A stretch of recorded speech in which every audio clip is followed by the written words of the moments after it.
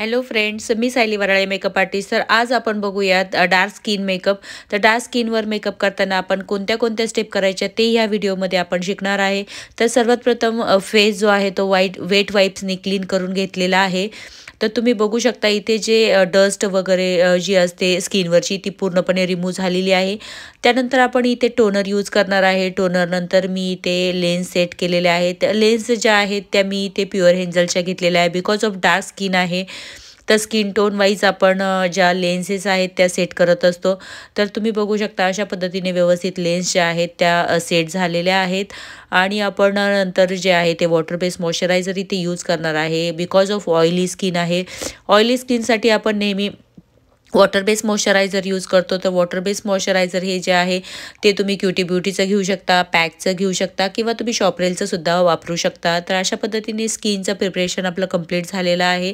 त्यानंतर आपण आधी आय मेकअप करून घेणार आहे. आय मेकअपसाठी इथे मी जे लाईट कलरचं कन्सिलर जे आहे ते यूज केलेलं आहे. तर तुम्ही बघू शकता अशा पद्धतीने जे कन्सिलर आहे लिक्विड कन्सिलर घेतलेलं आहे आणि लिक्विड कन्सिलर व्यवस्थित आपण जे आहे ते व्यवस्थित डोळ्यांना लावून म्हणजेच बेस लावून आपण व्यवस्थित ते जो बेस आहे तो व्यवस्थित वेट ब्लेंडरनी व्यवस्थित ब्लेंड करत आहोत.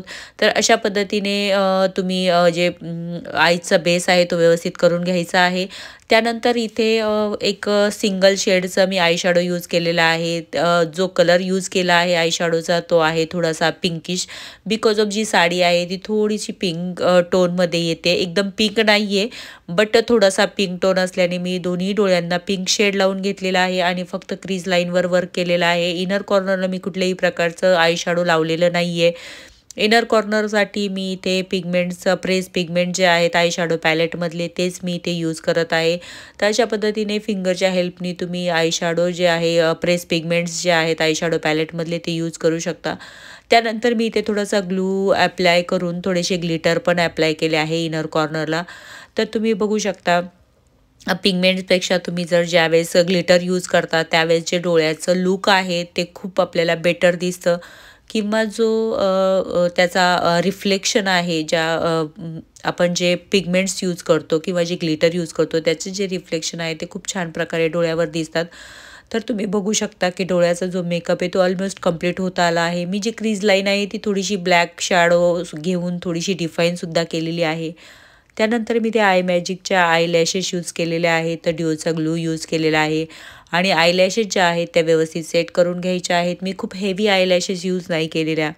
Because of simple eye makeup sober simple असा मला मेकअप जो आहे मेकअप लुक आहे तो दाखवायचा आहे.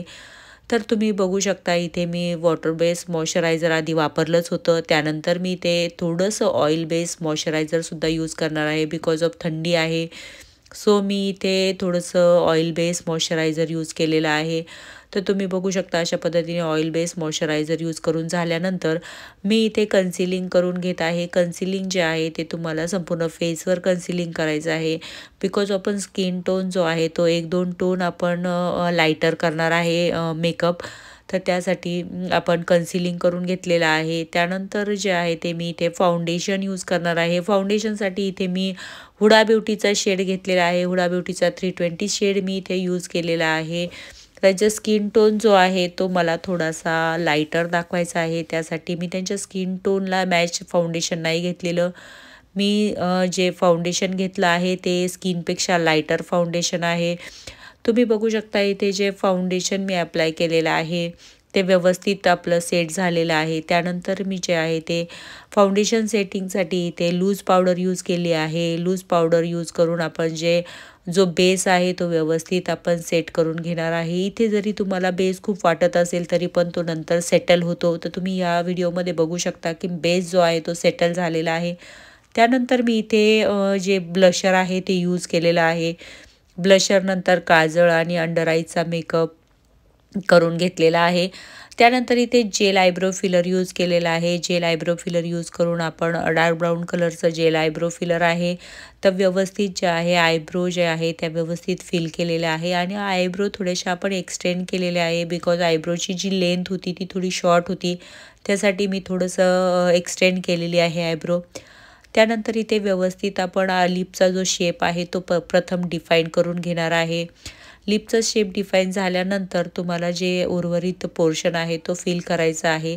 तर तुम्ही बघू शकता आधी जे आहे ते आपण फक्त लाईन जे लिप लाईन म्हणतो आपण, लिप लाईन व्यवस्थित करून घेतलेली आहे। त्यानंतर लिपचं फिलिंग केलं आहे। त्यानंतर मी त्या हायलायटर आणि फिक्सिंग स्प्रे केलेला आहे। तर जो लुक आहे तो कंप्लीट झालेला आहे। तर तुम्हा सगळ्यांना हा लुक कसा वाटला मला कमेंट करून नक्की सांगा। Thank you.